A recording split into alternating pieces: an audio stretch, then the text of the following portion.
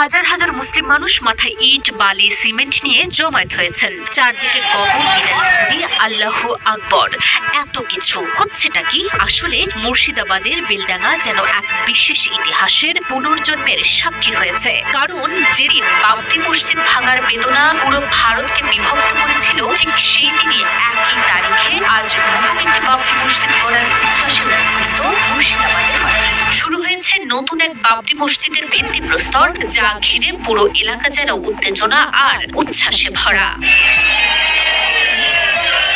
৩৩ বছর আগে ভাঙনের বিভীষিকা যেদিন ভারতকে নাড়িয়ে দিয়েছিল, ঠিক সেই দিনেই মুর্শিদাবাদের বেলডাঙ্গায় যেন ইতিহাস ঘুরে দাঁড়ালো। ১৯৯২ সালের ৬ ডিসেম্বর সেদিন যেন মুসলমানদের বুকের মাঝখানে ছুরি চালিয়ে দেওয়া হয়েছিল। বাবরি মসজিদ ভেঙে পড়েছিল ইট সর্গী হয়ে, আর ভেঙে পড়েছিল কোটি কোটি মানুষের হৃদয়। বাবরি মসজিদের ধ্বংসের সেই মুহূর্ত আজও ইতিহাসের পৃষ্ঠা